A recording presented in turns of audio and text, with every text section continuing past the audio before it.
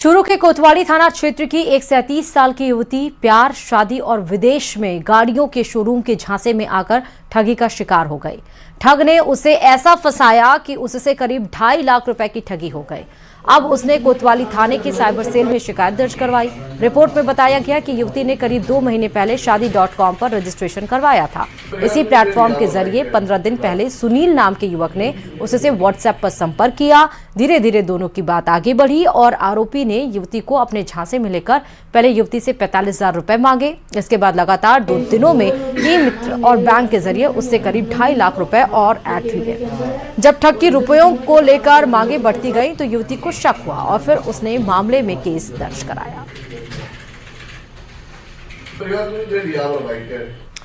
चलिए खबरों में आगे बढ़ते हैं। बताते चले कि बाड़मेर के गडरा चौराहे के पास वन विभाग की करोड़ों रुपए की जमीन पर सालों से कब्जा जमाकर होटल और ढाबे चलाने वाले भूमाफियाओं पर जिला प्रशासन और वन विभाग का बुलडोजर कहर बनकर टूटा। देखते देखते अवैध निर्माणों को जमींदोज कर दिया गया और कार्रवाई अभी जारी है। दरअसल यह बहुमूल्य जमीन नमो पार्क के लिए आरक्षित है, जो हाईवे से सटी हुई कई बीघा क्षेत्र में फैली है। लेकिन भूमाफियाओं ने यहां 2007 से अतिक्रमण शुरू कर फर्जी दस्तावेजों के आधार पर पक्के निर्माण कर लिए थे। फिलहाल प्रशासन की इस सख्त कार्रवाई से भूमाफियाओं में हड़कंप मच गया है।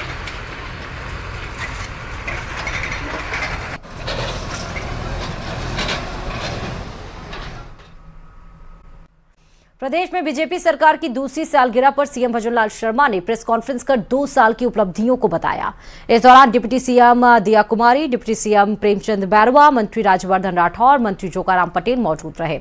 सीएम भजनलाल ने कहा कि हम हमारे दायित्व को अच्छे से समझते हैं। हमने 70% वादों को पूरा किया, जो वादे किए थे उन पर खरा उतरने का काम किया। साथ ही सीएम ने कांग्रेस पर भी निशाना साधा। कहा कि कांग्रेस ने हर घर नल प्रोजेक्ट तक को भी नहीं छोड़ा। यमुना के पानी के लिए वादे किए लेकिन किया कुछ नहीं।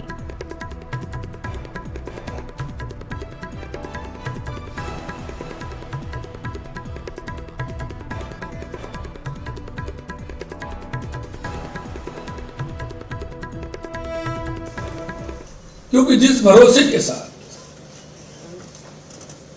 2 साल पहले राजस्थान की जनता ने हमारी सरकार बनाई, हम कहना चाहते हैं जिस संकल्प पत्र के माध्यम से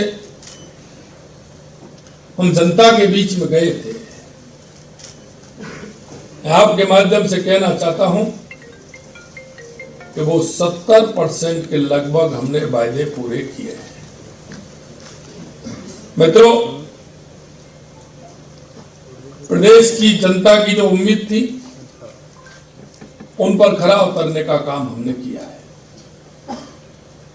राजस्थान सरकार के 2 वर्ष सुशासन और विकास और विश्वास के 2 वर्ष हैं, जिन्होंने प्रदेश की दिशा और दशा दोनों बदलने के लिए ठोस शुरुआत की थी। प्रदेश में जल का महत्व है, आप सभी जानते हैं, वह किसी से छुपा नहीं है। लेकिन प्रदेश में गत कांग्रेस सरकार ने इस पर केवल राजनीति करने या घोटाले करने का काम किया और उन्होंने लटकाने और अटकाने का काम किया। उन्होंने ईआरसीपी जैसी महत्वाकांक्षी परियोजना को भी अटकाए रखा। हमारी सरकार बनते ही देश के यशस्वी प्रधानमंत्री श्री नरेंद्र मोदी जी के मार्गदर्शन में हमने इस राम जल सेतु लिंक परियोजना को प्राथमिकता पर लेते हुए मध्य प्रदेश और भारत सरकार के साथ जनवरी 2024 में एमओयू तथा दिसंबर 2024 में एमओयू हस्ताक्षर किया। इस परियोजना को तेजी से धरातल पर उतारने के लिए 26,000 करोड़ रुपए के कार्य आदेश जारी कर दिए गए हैं। व्याबर में पाली एसीबी का एक्शन देखने को मिला, जहां रायपुर थाने के पिपलिया चौकी प्रभारी को एसीबी ने 1 लाख रिश्वत लेते रंगे हाथों ट्रैप कर लिया है। दरअसल परिवादी के पिता के खिलाफ रायपुर थाने में दर्ज मुकदमे में एफआईआर लगाने की एवज में पिपलिया कला के पुलिस चौकी प्रभारी एसआई भगाराम चौकी रिश्वत मांग कर परेशान कर रहा था, जिसके बाद एसीबी ने 1 लाख रुपए लेते हुए रंगे हाथों गिरफ्तार किया है। हनुमानगढ़ के टिब्बी से बड़ी खबर आ रही है। राठीखेड़ा में एथेनॉल फैक्ट्री में आगजनी का आपको मामला बता रहे हैं, जहां बीजेपी प्रदेश स्तरीय प्रतिनिधि अब किसानों से बातचीत कर सकती है। बीजेपी प्रतिनिधियों ने किसानों को वार्ता का न्योता दिया है। किसान नेता वार्ता को लेकर आपसी चर्चा कर रहे हैं। टिब्बी के गुरुद्वारा में वार्ता हो सकती है। बीजेपी प्रतिनिधि मंडल अभी भी हनुमानगढ़ में मौजूद है। इधर हनुमानगढ़ के टिब्बी में एथेनॉल फैक्ट्री के विरोध में हुई हिंसा के बाद आज तीसरे दिन शांति बनी हुई है। टिब्बी में आज चौथे दिन भी इंटरनेट सेवा बंद है, जबकि 17 दिसंबर को हनुमानगढ़ जिला कलेक्ट्रेट पर महापंचायत किसान करेंगे, जिसमें राकेश टिकैत सहित कई बड़े किसान नेता शामिल होंगे। वहीं अब सादुल शहर से बीजेपी विधायक गुरबीर बराड़ ने आंदोलनकारियों से मुलाकात की है और मुख्यमंत्री तक किसानों की बात पहुंचाने का आश्वासन दिया है। साथ ही कहा है कि सरकार हर समय किसानों के साथ खड़ी है। बता दें कि एथेनॉल फैक्ट्री में आगजनी मामले में 107 नामजद लोगों के खिलाफ मुकदमा दर्ज हुआ है, जिसमें सांसद कुलदीप इंदौरा, विधायक अभिमन्यु पुनिया, पूर्व विधायक बलवान पुनिया पर भी मुकदमे दर्ज हैं। फिलहाल मौके पर शांति बनी हुई है।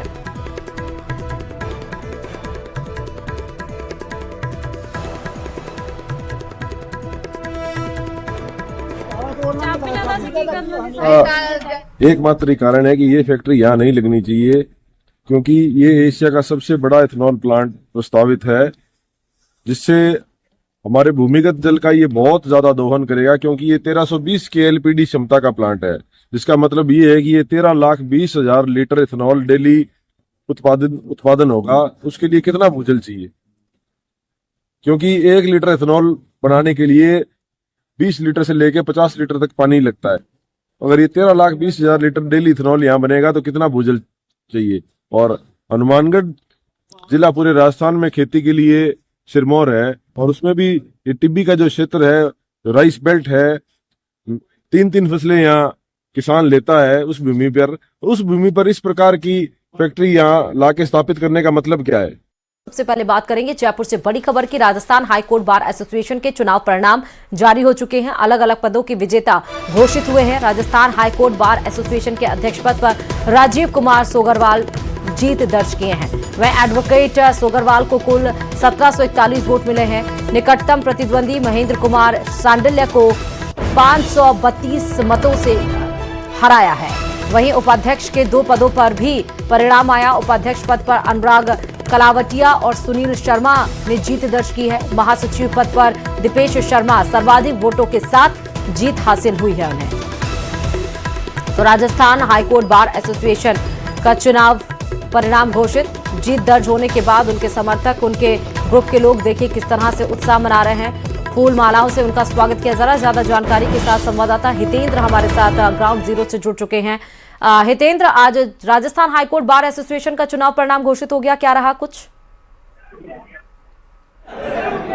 जी बिल्कुल, Rajasthan high court bar association Jaipur जो है उसका चुनाव परिणाम जारी हुआ है, और इसमें जो है अध्यक्ष पद पर जो है राजीव कुमार सोगरवाल हैं, उन्होंने जीत दर्ज की और 1741 वोट उनको मिले। और उसके उन्होंने जो है निकटतम प्रतिद्वंदी जो महेंद्र कुमार सांडिल्य है, जो निवर्तमान अध्यक्ष हैं, जो इससे पहले अध्यक्ष थे, उनको 532 वोटों से हराया है। इसके अलावा जो है उपाध्यक्ष पद के 2 पदों पर जो है अनुराग कलावटिया और सुनील शर्मा जीते हैं। इसके अलावा जो जनरल सेक्रेटरी का पद है वो दीपेश शर्मा ने जीता है, और सबसे ज़्यादा उनको इस पूरे वोटिंग में सबसे ज़्यादा मत उन्हीं को मिले हैं। तकरीबन जो है कुल उनको जो है 3514 वोट मिले हैं, तो ये काफ़ी ज़्यादा मत है। करीब 4700 वोट जो है पूरे कास्ट हुए थे। उसके बाद जो है आप देख सकते हैं कि लगातार जो है यहाँ उनके समर्थक और सभी जो है यहाँ खुशी मना रहे हैं। इसके अलावा जो है मैं ले चलूँगा बाहर की तरफ, जहाँ जो है पटाखे भी छुड़ाए जा रहे हैं, और आप देख सकते हैं कि किस तरह से जो है यहाँ उल्लास है। जो जीते हैं, जो प्रत्याशी जीते, और सभी वकील हैं। बार जो राजस्थान हाईकोर्ट बार एसोसिएशन है जयपुर का जो है उसमें यहाँ जो है बड़े पैमाने पर जो है यहाँ लोग इकट्ठा हुए थे। और अब ये रिजल्ट जारी होने के बाद जो है एक जुलूस के तौर पर जो पूरे हाई कोर्ट में जो है वो जो है उनको जुलूस के तौर पर ले जाया जा रहा है। यहाँ महिलाएं भी काफ़ी महिला वकील भी हैं और वो भी यहाँ लगातार जो है इसमें उत्साह लिए हुए थी, उत्साह के साथ यहाँ पहुँची हुई थी। आप देख सकते हैं कि किस तरह से जो है यहाँ उत्साह का माहौल है और जो है पूरी ये बिल्कुल एक बीच का हिस्सा है जहाँ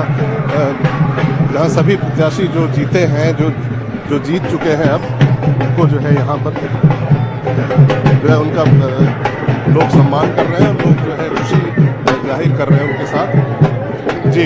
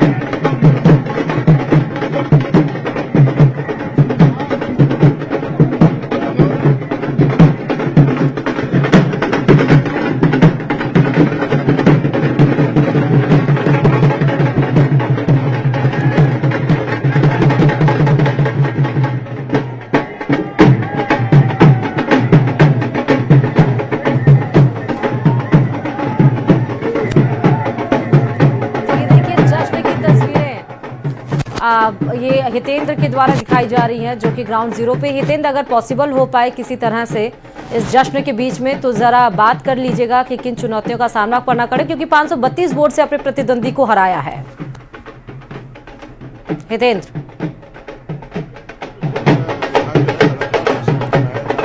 आवाज मिल रही है?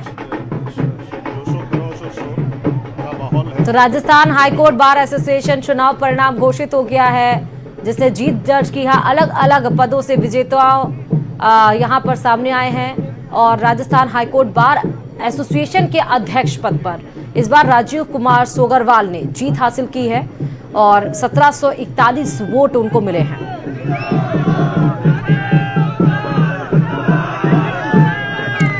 और देखिए, ज्यादा जानकारी के साथ हितेंद्र, आपका बहुत बहुत शुक्रिया। ये सीधे जश्न की तस्वीरें जीत के बाद की आपको जयपुर से दिखा रहे हैं।